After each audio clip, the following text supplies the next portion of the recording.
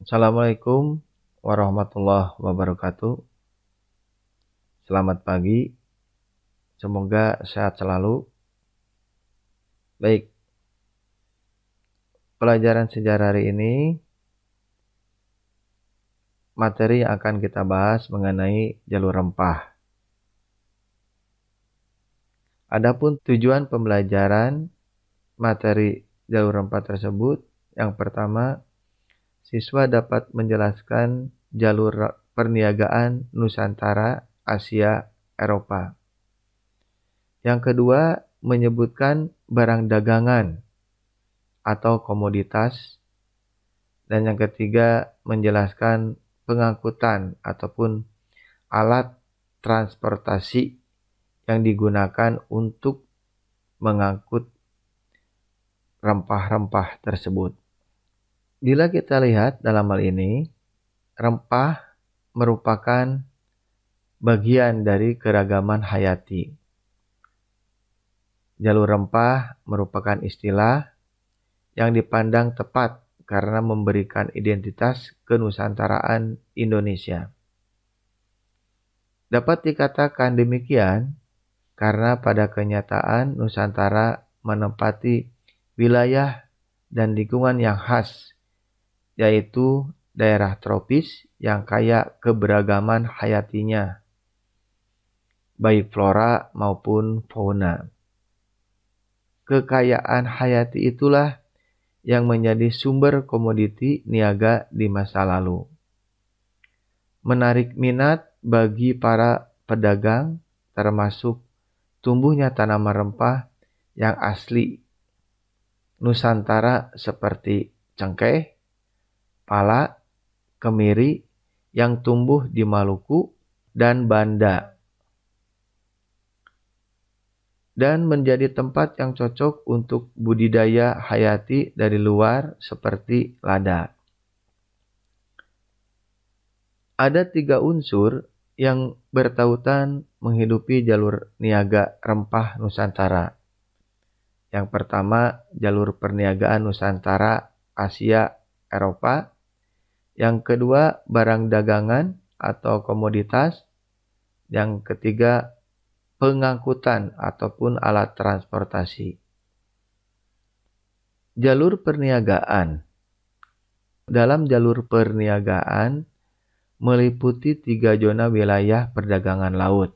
Zona yang pertama, perniagaan di perairan Nusantara, yang dimulai dari daerah produksi rempah, dibawa ke muara atau ke pelabuhan sepanjang pantai, berlanjut dengan perniaga antar pulau, antar pelabuhan.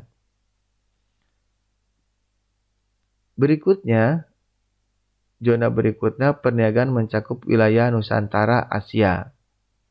Perdagangan inter-Asia desima di Jepang sampai ke Tanjung Pengharapan, baik di Afrika Selatan, melewati Malaka, India atau Pantai Malabar, Pantai Coromandel, Teluk Ormuz, Aden, Tanjung Pengharapan, baik ke timur, Cochin, Cina, Pescadores atau Formosa, Tiongkok, dan ke Filipina. Berikutnya adalah zona pelayaran niaga di Nusantara Asia ke Eropa.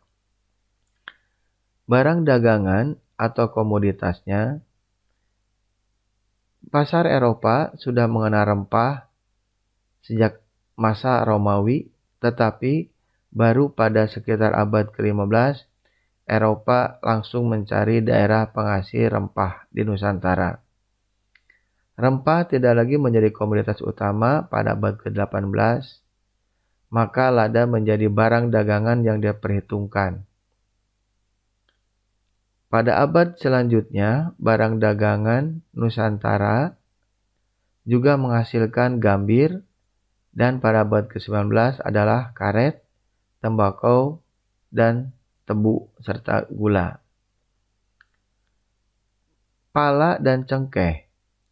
Pala merupakan hasil utama Pulau Banda. Cengkeh berasal dari pulau-pulau Ternate, Tidore, Moti, Makian, dan Bacan. Produk pertanian tersebut berasal dari Kepulauan Maluku.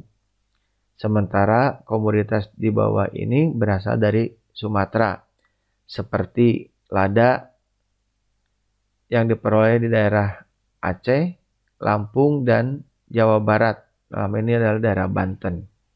Berikutnya damar gambir. Pada abad ke-19, karet, tembakau, tebu, atau gula, teh dihasilkan di Jawa. Wilayah Indonesia Timur lainnya menghasilkan kayu eboni, kayu cendana berwarna merah tua. Sedangkan untuk mengangkut barang-barang berupa rempah-rempah, sebagai alat transportasinya dari 3 zona wilayah perniagaan laut yang digunakan juga memiliki alat angkut atau alat transportasi yang digunakan untuk mengangkut rempah berasal dari 3 zona wilayah perniagaan laut transportasi. Untuk mengangkut rempah-rempah, alat transportasi yang digunakan juga memiliki tipe perahu atau kapal sendiri. Yang pertama, wilayah perairan Nusantara umumnya menggunakan berbagai jenis perahu lokal seperti Paduk Wakang, Cunia, Sampan, perahu atau perahu Jukung Jawa, perahu Mayang, Arumbai, Gorab, dan banyak lagi. Alat angkut lainnya, para pedagang POC di perairan Nusantara menggunakan jenis kapal Shalop atau Fluid dan kapal yang dibangun di Rembang. Perniagaan Nusantara Asia, alat transportasinya banyak menggunakan wangkang dan kapal yang lebih besar. Alat transportasi perniagaan